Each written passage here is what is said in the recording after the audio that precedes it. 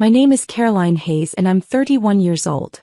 The evening of March 15th started like any other family humiliation, with my mother's voice dripping with contempt as she assigned me my role for the night.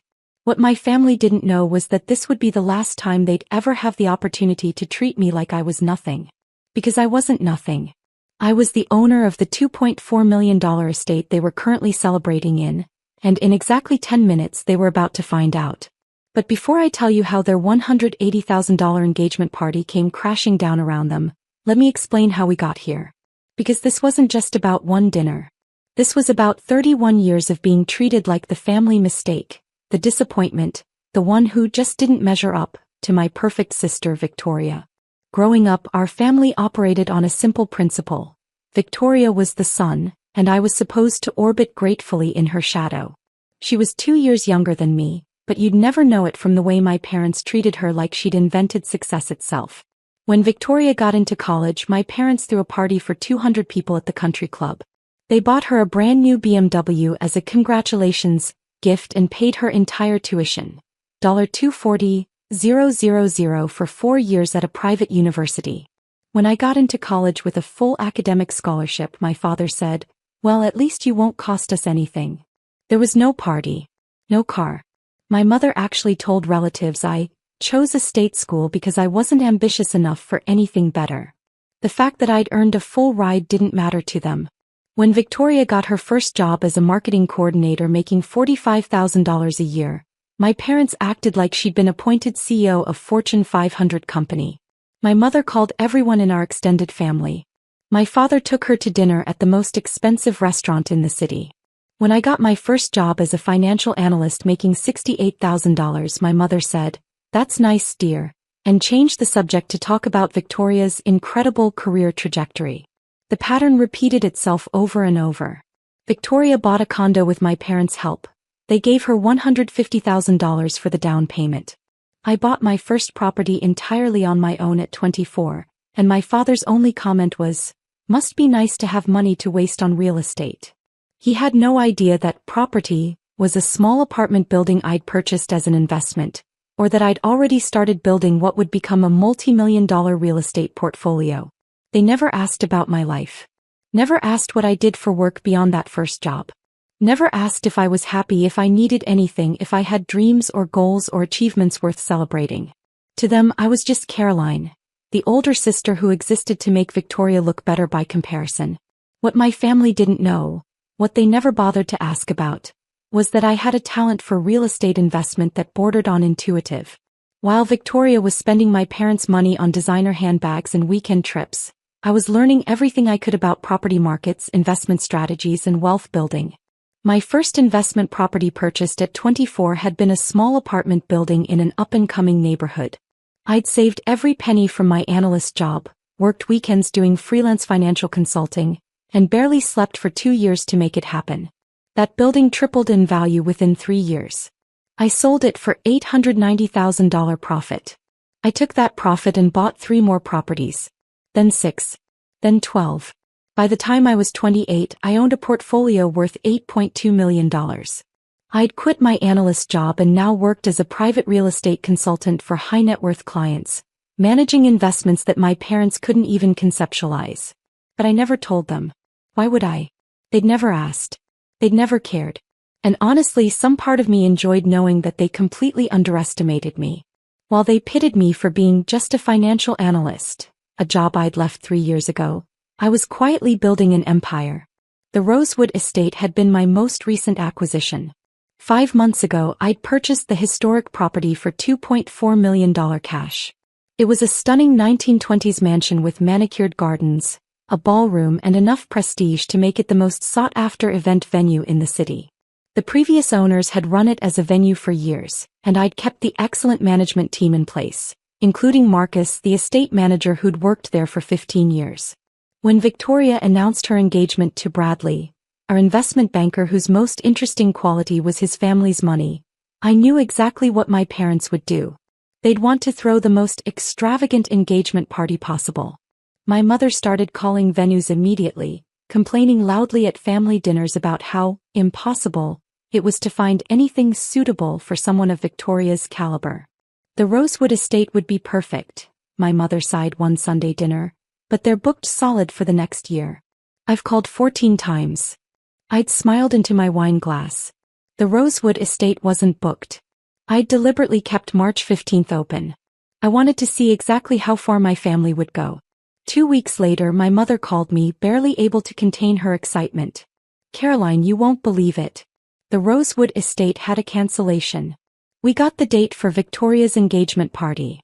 What she didn't know was that I'd had Marcus call her back and offer the cancelled slot. I'd also instructed him not to mention ownership, just to handle everything professionally and accept their deposit. My parents had wired $940,000 total. $740,000 for the venue, catering and services, plus a $200,000 deposit for Victoria's future wedding reception they'd booked for next spring. If you're genuinely enjoying this story, I'd love for you to hit that like button. But only if it's resonating with you, no pressure at all. The weeks leading up to the engagement party were a masterclass in my family's priorities. My mother called Victoria 47 times to discuss details. She called me twice, both times to tell me what I should wear because we can't have you looking inappropriate in the photos. Victoria posted daily updates on social media about the most incredible engagement party ever planned. She shared photos of her custom Vera Wang dress, $8,500, the designer invitations, $3,200 for 100 invitations, and the elaborate floral arrangements my mother had ordered, $22,000. Not once did she mention me. 1 week before the party, we had a family planning dinner at my parents' house. I was invited, but only because my mother said it would look bad if I wasn't there. Now, Caroline, my mother began, using that tone she reserved for when she was about to say something cruel while pretending it was practical, we need to discuss your role at the party. My role? I asked calmly. Yes. We've worked very hard to make this perfect for Victoria. We can't have any disruptions. My father cleared his throat. What your mother means is that this is Victoria's night. We need you to understand that and behave accordingly. Accordingly, I repeated. Victoria was scrolling through her phone, not even bothering to look up. Just don't be weird, Caroline. Don't talk about yourself. Don't try to get attention. This isn't about you. My mother nodded enthusiastically. Exactly. In fact, we've arranged for you to help with some of the coordination. Make yourself useful. The catering staff might need assistance and... You want me to work at my sister's engagement party, I said flatly. Not work, my mother corrected. Help. It's what family does. Besides, you're not exactly bringing a date or contributing financially, so the least you can do is pitch in. The assumption that I hadn't contributed financially almost made me laugh. I owned the venue. I was technically paying myself to host their party. But I just smiled and said, of course. Whatever Victoria needs. Victoria finally looked up from her phone. Actually, I don't want her in the photos anyway. He always looks so, I don't know, tired, stressed. It brings down the aesthetic. My father actually nodded in agreement. Victoria's right. Caroline, perhaps it's best if you stay behind the scenes. You understand. I understood perfectly. I understood that in 10 days, they were going to regret every single word of this conversation. March 15th arrived with perfect weather. A clear spring evening that made the Rosewood estate look like something out of a fairy tale. I dressed carefully in a simple but elegant navy dress. Nothing flashy. Nothing that would draw attention. I wanted to blend in right up until the moment I didn't. I arrived at 6 p.m., an hour before guests were scheduled to arrive. My mother was already there, directing the staff like a general commanding troops. She saw me and immediately frowned. Caroline, you're early. I wanted to see if you needed any help, I said pleasantly. How thoughtful, she said in a tone that made it clear she found it anything but. Actually, yes. The catering manager mentioned they're short-staffed. Perhaps you could assist in the kitchen? In the kitchen, I repeated. Just for the beginning. Once things get started, you can, well, we'll see. She waved her hand dismissively and walked away, already pulling out her phone to take more photos of the elaborate setup.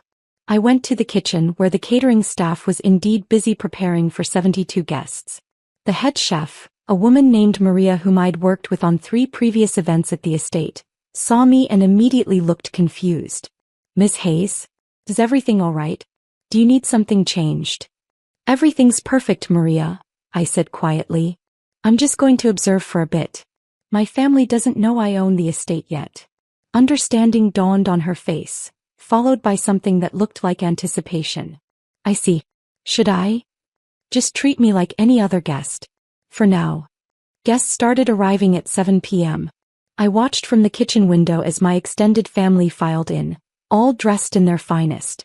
Aunts, uncles, cousins, 72 people total, all there to celebrate Victoria and Bradley's engagement.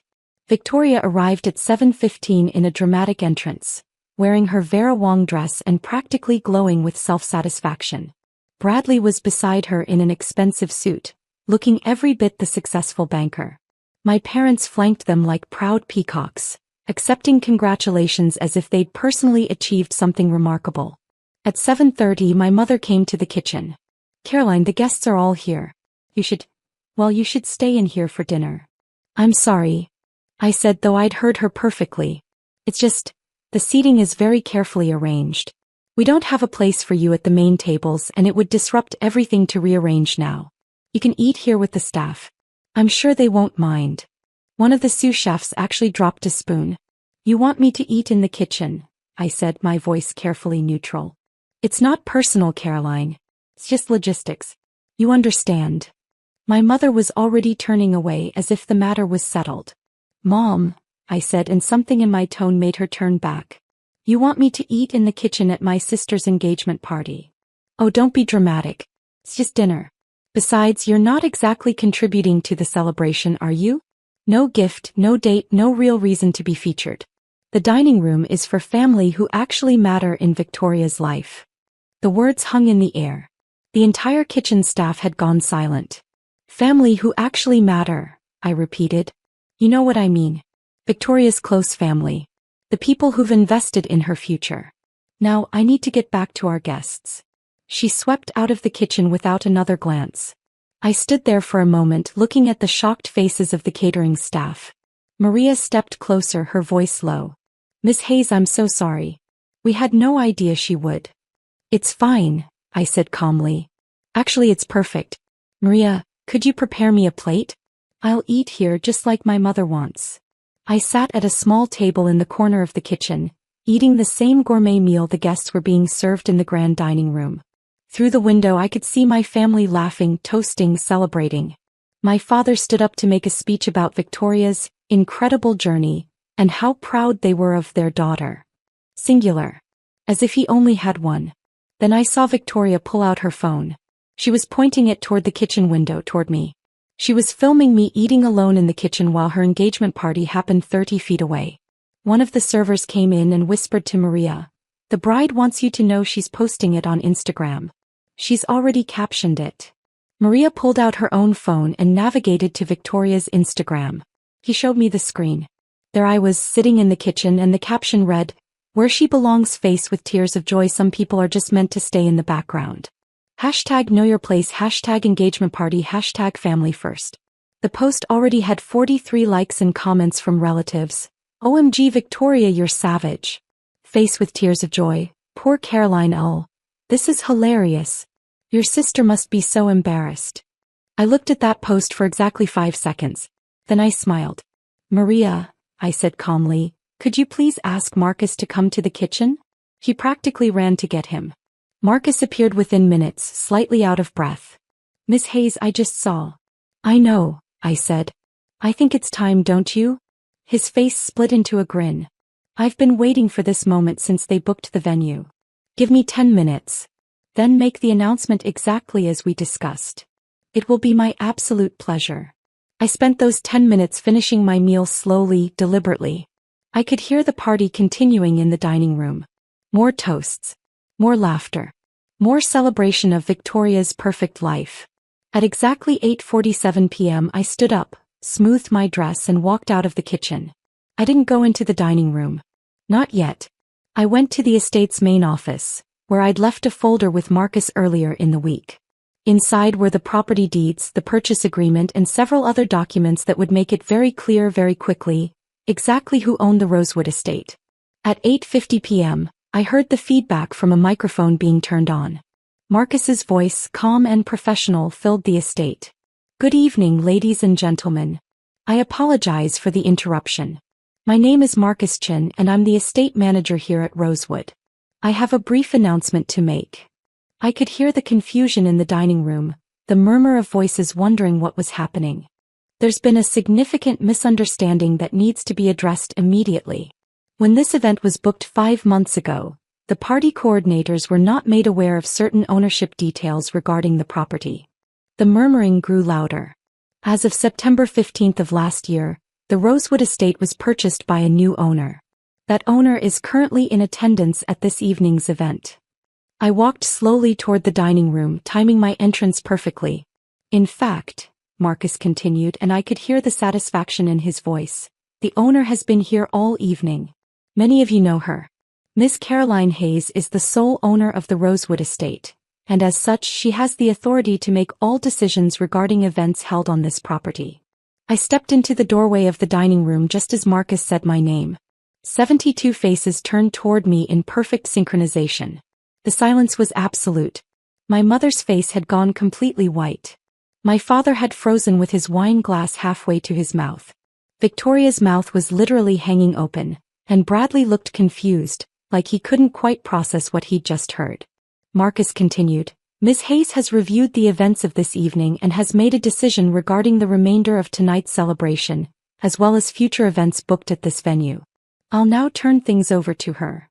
He handed me the microphone as I walked to the front of the room. Every step felt like victory. Hello everyone, I said, my voice steady and clear. I'm sorry to interrupt such a lovely celebration. As Marcus just explained, I own this estate. I purchased it 5 months ago for $2.4 million in cash. Some of you may be wondering why I didn't mention this before. I looked directly at my mother. I wasn't asked.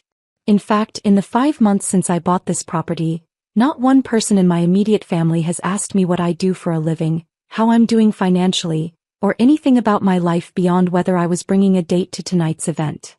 My father had finally set down his wine glass. His hand was shaking. When my mother called 5 months ago, desperate to book this venue for Victoria's engagement party, I had my estate manager offer her the date. I accepted your deposit of $740,000 for tonight's event, plus an additional $200,000 deposit for Victoria's wedding reception next spring. That's $940,000 total, all paid to me. Victoria made a sound like a wounded animal. Tonight, I was told that I wasn't important enough to sit in the dining room. I was told to eat in the kitchen with the staff, which I did by the way, and they were lovely company. My father told 72 guests that the dining room was for family who actually matter. And my sister filmed me eating alone and posted it to Instagram with the caption, "Where she belongs." I pulled out my own phone and held it up, showing Victoria's post on the screen projected behind me via the estate's presentation system. This is what my sister posted 23 minutes ago. 43 people thought it was hilarious to see me humiliated at my own property. The room was so silent you could hear people breathing. So I've made a decision. Effective immediately, this engagement party is concluded. You have 30 minutes to gather your belongings and exit the property. The catering is cancelled, the bar is closed, and the evening is over. My mother found her voice. You can't, Caroline, you can't be serious. I'm completely serious. Marcus, please begin the shutdown process. Wait. Victoria jumped to her feet, her face blotchy with rage and panic. This is my engagement party. You can't just end it. I can actually. It's my property. But more importantly, Victoria, I'm also canceling your wedding reception scheduled for next spring. What? Your $200,000 deposit is forfeit per the cancellation clause you signed. You'll receive nothing back. The clause specifically states that abusive behavior towards staff or property ownership will result in immediate cancellation and forfeiture of all deposits. My father stood up, his face turning red. This is insane. We're your family. No, I said quietly. Family doesn't banish someone to eat in the kitchen. Family doesn't film their humiliation for social media entertainment. Family doesn't tell someone they don't matter. You made it very clear tonight what you think of me. I'm simply responding in kind. Bradley, who'd been silent this entire time, tried to speak. Ms. Hayes, perhaps we can discuss. There's nothing to discuss. The decision is final. You all have 28 minutes now to leave my property. What happened next was chaos. Pure beautiful chaos. My mother rushed toward me, her voice shrill. Caroline, please. Think about what you're doing. This is Victoria's special night. I did think about it, I said calmly. I thought about it when you told me to eat in the kitchen.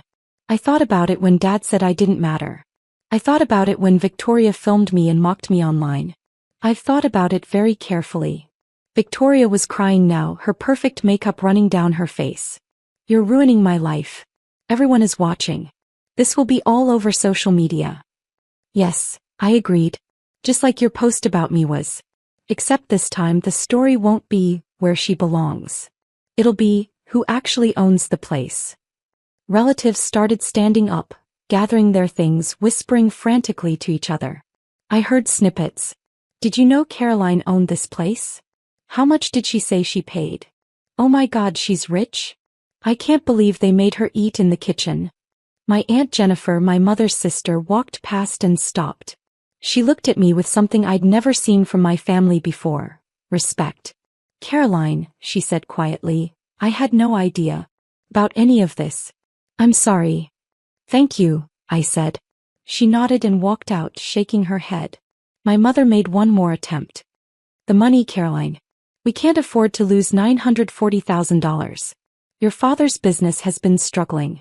We took out a loan for this. And there was the truth beneath the truth. They couldn't afford this party. They'd gone into debt to throw Victoria an extravagant celebration they couldn't afford, and now they'd lost almost $1 million. You should have thought of that before you decided I wasn't worth a seat at the table, I said.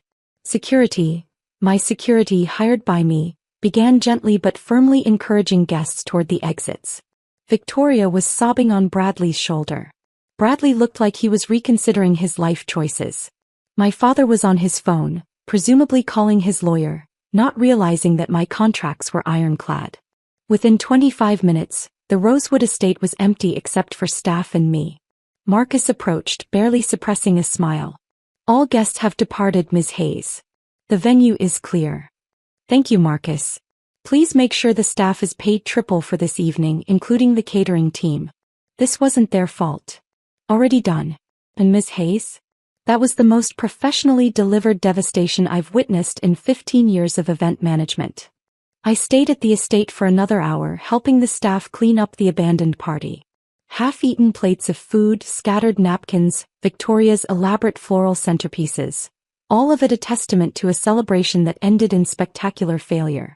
My phone started ringing at 9:47 p.m. My mother. I declined the call. It rang again. My father. Declined. Victoria. Declined. My mother again. Declined. Text messages started flooding in. From Mom. Caroline, please call me. We need to talk about this. You're being irrational. From Dad. This is unacceptable behavior. Call me immediately. From Victoria. I hate you. You ruined my life. Everyone saw. Bradley's parents are furious. I blocked all 3 numbers. Then the extended family started calling. Cousins, aunts, uncles. People who'd watched me eat in the kitchen and said nothing. I sent one group text. Tonight's events speak for themselves. I will not be discussing this further. Please respect my privacy. Then I turned off my phone. What I didn't know until the next morning was that the story had exploded online. Victoria's original Instagram post, the one mocking me in the kitchen, had been screenshot and shared thousands of times. But now it had context. Guests from the party had posted their own accounts. I just witnessed the most insane revenge at an engagement party. The poor sister eating in the kitchen? She owned the $2.4 million venue and kicked everyone out. Fire. My cousin's engagement party just got cancelled because they humiliated the bride's sister, who turned out to be the property owner. I can't even process this. So my family member made her sister eat in the kitchen at a party, filmed it, mocked her online, then found out that sister OW's the estate and lost $940,000. I have no words. Victoria's post had gone from 43 likes to being shared over 50,000 times. But now the comments were very different. You mocked someone eating in the kitchen at their own property? Skull, the karma is immaculate. Imagine losing almost $1 million because you couldn't be decent to your sister. Where she belongs, aged like milk in the sun. Someone had created a side-by-side comparison. Victoria's original mocking post on the left, and a photo someone had taken of me speaking into the microphone on the right.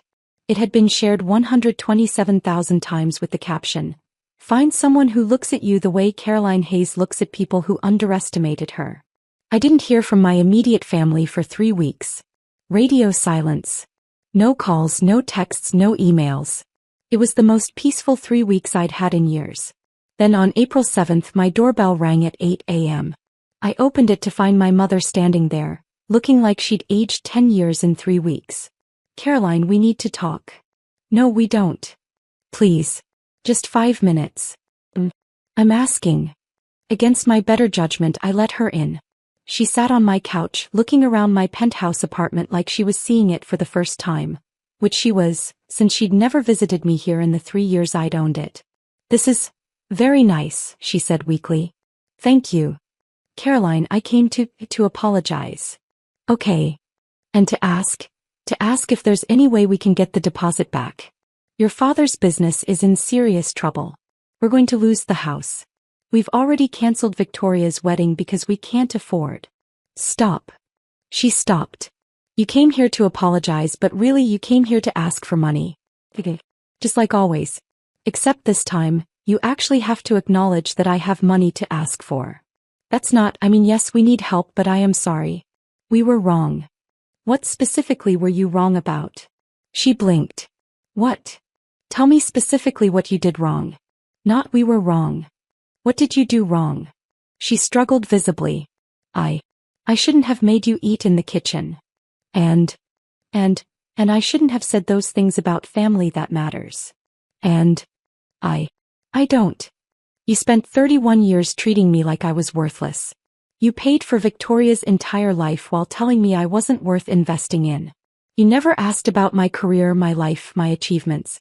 You never once considered that I might be successful. And when given the opportunity at Victoria's party, you chose to humiliate me publicly rather than treat me with basic human dignity. Tears were running down her face now. I know all of that. And I'm sorry. I'm so sorry. Are you sorry for what you did, or are you sorry you lost $940,000? She didn't answer. He didn't have to. We both knew. You need to leave, I said quietly. Caroline, please. You need to leave my home. Now. He left crying. I closed the door and felt nothing. No satisfaction. No anger. Just a profound sense of finality. It's been 6 months since Victoria's engagement party ended in spectacular fashion. I haven't spoken to my parents or Victoria since my mother's visit. They've tried calling from different numbers, sending letters, even showing up at my office once. Security escorted them out. According to my Aunt Jennifer, the only family member I've maintained contact with, my parents did lose their house. They're living in a small apartment now, both working jobs they hate to pay off the debt they accumulated trying to impress people with Victoria's life events. Victoria and Bradley postponed their wedding indefinitely. Apparently, the viral story of the engagement party made Bradley's parents concerned about the family dynamics, and they've been pressuring him to reconsider the marriage. Victoria blames me for potentially losing her fiancé, which is ironic considering she's the one who filmed me and posted it to social media. As for me, I'm thriving. My real estate portfolio is now worth $12.3 million. I've expanded into commercial properties and just closed on a small hotel downtown. The Rosewood estate is booked solid for the next 18 months with clients who specifically requested to work with me after hearing the story. I've also built something my biological family never gave me. A real family. Marcus and his wife have become close friends. Maria, the catering chef, and I have started a side business doing pop-up dinner events. My Aunt Jennifer and I have coffee every week and she's introduced me to cousins I barely knew growing up. People who actually care about who I am, not what I can do for them. I don't regret what I did at Victoria's engagement party. Not for a second. Some people think I was too harsh. They say family deserves second chances, that I should forgive and move on. But here's what I learned. Family isn't about blood. It's about respect, love, and treating people like they matter. My biological family failed that test for 31 years. I gave them countless chances to see me, to value me, to treat me with basic dignity. They chose not to. The moment they made me eat in the kitchen at my own property, they made their choice. I simply honored it. I'm Caroline Hayes. I'm 31 years old. I own a multi-million-dollar real estate empire. And I haven't been in a kitchen I didn't want to be in for 6 months. And you know what? I've never been happier. If this story resonated with you, drop a comment and let me know where you're watching from. Sometimes the best revenge isn't getting even. It's becoming so successful that the people who dismissed you become irrelevant to your happiness.